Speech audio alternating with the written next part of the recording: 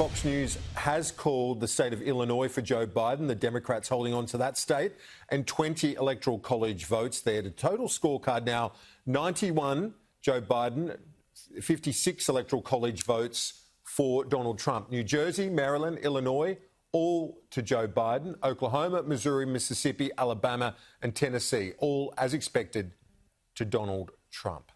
But it's all about Florida at the moment. Let's bring in Ashley Gillen, Stephen Conroy and Michael Kroger. Ash, yeah, very encouraging for Donald Trump, at least in Florida right now. And that was, the first obstacle. He's over that by the looks of it.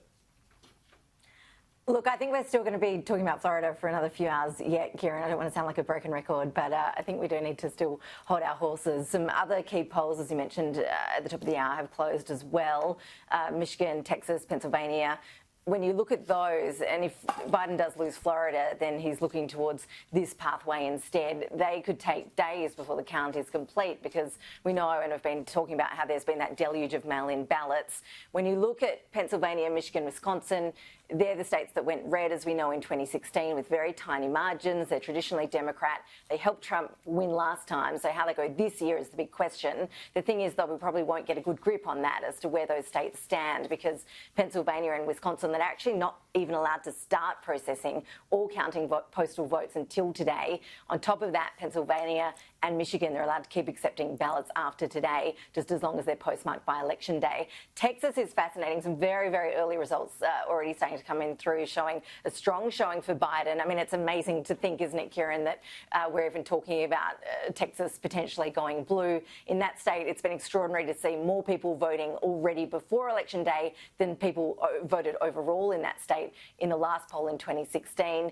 It's a record-breaking turnout, and it's that huge turnout that is giving Democrats that hope that they could have a long shot at winning the state of Texas. The other thing that's piqued my interest in the last few minutes, Reuters reporting that the Trump campaign and the Nevada Republican Party are now taking court action. They've just filed an emergency motion to limit processing of mail-in ballots in Clark County in Nevada. You do wonder if that's just the start of more to come in terms of the court action that has been predicted over the coming days. But it looks like that's already begun, at least in one state. Stephen Conroy, what's your sense of where we're at? We're seeing Florida. We heard our Fox counterpart there. It sounds very positive for Trump at this point. But Ohio looks a bit better for Biden. What's your sense of things? Yeah, look, I think it's getting close to the Biden camp having to raise the white flag in Florida. The Dade County results are shocker. The Biden camp was saying earlier today that they were concerned about turnout in Florida, and I think that's coming through. Ohio, Biden has started well ahead, but as the size of the count has increased from 20 to 30 to 40, that's narrowed. I think he's on about 56-44 at the moment, but he was 60-40. Not that long ago. So I'm hoping that Ohio will be a win for Biden at this stage. But we're still looking at Michigan. We still need to see what's happening in Arizona. I'm encouraged by Texas, but it's far too early. I still think all the results are going reasonably as expected, and it'll be down to Michigan and Arizona. OK, Michael Kroger, you look at Florida, the polls, they said it was a toss-up. There was certainly, Florida was always in the mix for Trump, and the Cubans and the Hispanic vote look like it's come home strong for him. Yep, it has. And as I said, that's a reflection of the strong stand he's taken against Cuba and Venezuela. It's increased his vote there. That is a significant blow to the Biden campaign. Now, as Ashley said earlier, he doesn't need to win that to win Biden.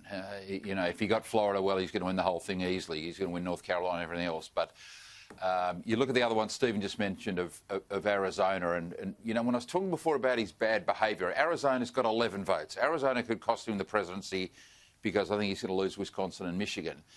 Why did Trump have to have this 4-year war against John McCain, which he did?